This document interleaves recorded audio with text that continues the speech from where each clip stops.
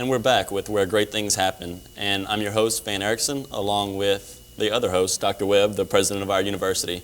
And we're here today with Dr. Shane Rasmussen talking about a lot of the Folk Life Center and the things that are encompassed with that. And we hit on a lot of the NSU Folk Festival before the break. And, you know, some of the other programs that you're doing, like I've heard that you're going to do an essay contest coming up. Yeah. You know, who's that contest for, and what's the prompts? Because of course, every essay contest has a prompt. You know, so. Right.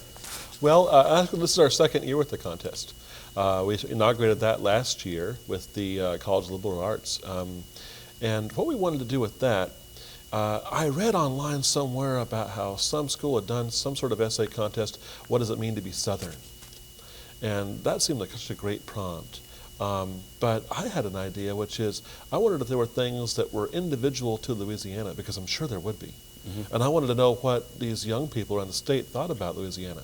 And so the prompt last year was, what aspect of your Louisiana heritage is most important to you? And we sent that out to every high school in the state, and that we had some just fantastic responses. We initially were going to give out 3 prizes, first, second, and third, but we had to have 3 runner-ups too, because there were just too many good ones. Right. And in fact, the winner, Morgan Billiard, she came up and read her essay to our Louisiana Studies Conference and to all those people that were there. We presented her check there, and that was just a wonderful experience. And the check, is it a scholarship to Northwestern? Last year it was just a cash check, but this year, in addition to that, we're going to have an NSU award. Really? Yes, for all 3 winners, that they'll be able to attain that NSU scholarship to. And really, the essay contest, we wanted to have those expressions of those young people, and we're going to put the winning essays in Louisiana Folk Life, the journal that I edit through the Louisiana Folk Life Center. Mm-hmm. But also, it's a recruitment drive, really, to get these people aware of just the wonderful things that are going on in Northwestern, that Northwestern is invested in the youth of this state, and that we want them to come here and really make their lives excellent.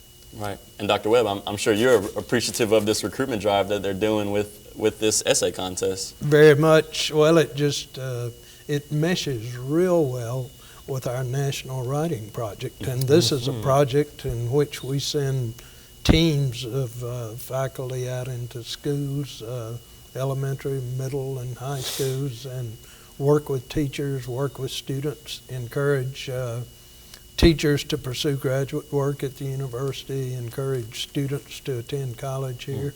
And also we have summer programs in which we bring teachers in from various participating schools. So what Shane is doing with the essay contest, it just fits hand in glove with that. And as one whose background's primarily in mathematics, I always tell people when I'm honest about things, I have to say that to me the 2 most important abilities or skills that a person can have would deal with communication, both oral and written communication, and I happen to feel that each feeds the other. So I love it when they're able to get young people to express themselves so effectively in writing, because those who do are ticketed for success in life, regardless of what path they choose to follow. Right.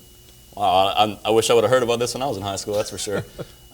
So let's talk about some of the other programs. I hear that you're doing a lot with the Delta, and there's a big Delta symposium coming up in the fall, right? Actually, yes, it will take place in August. The Delta Symposium is something that Dr. Pete Gregory and I are doing together. We wrote a grant to the National Park Service, and we were awarded $19,500.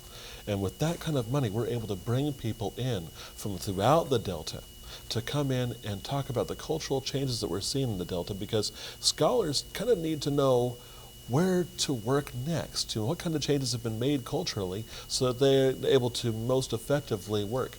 And to effect that, we're also having in many of the folk come in. So we're having folk artists and folk singers and folk musicians come in, and folk craftspeople from a variety of different cultures and ethnicities, and they're going to be coming in and be part of that conversation with the scholars, so that they were being informed as much by the people that we're studying as to what we're studying about. So that's really kind of key. So it's intrinsically important that the Folk Life Center be a part of that. Also, an important aspect of that symposium will be informances.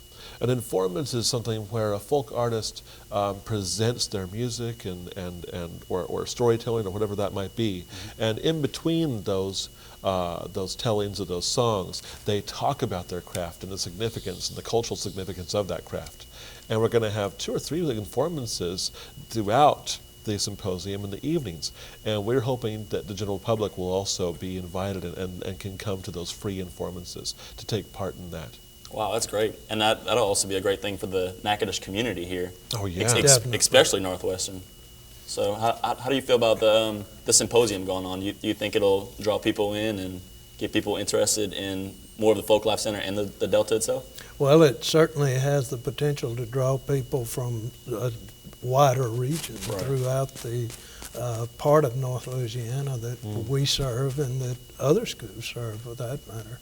And this is really central to our mission, because we have a number of things in addition to providing instruction, and providing academic degree programs and research. We also are responsible for one thing, for economic development, but for another, to be able to inform the communities that we serve, to increase the quality of lives of people in the various communities that we serve, and really beyond, because who's to know what communities we actually serve when we have a distance learning system of the magnitude we have. That is, we can touch lives not only all over Louisiana, but all over the world. And so, yes, I think this is one of those nice face-to-face, on-site opportunities for us to be engaged in community development, which is right at the core of our mission. Right. And there's a lot of scholarly people involved in the Delta Symposium. Yes. You said a lot of scholars travel here. You know, where exactly do they come from, and what is their main goal with this symposium? And they'll be coming from all over, from throughout the state of Louisiana, as well as Mississippi, Washington, D.C. Several out-of-state people are coming. And we want them to be a part of that, because the Delta, is obviously larger than just Louisiana. Yeah, obviously. we want people to feel that they have participated in that conversation, because we need their voices and their input. Right. And that's great, because I remember growing up in the Delta. I used to hunt down there a lot, so that's great.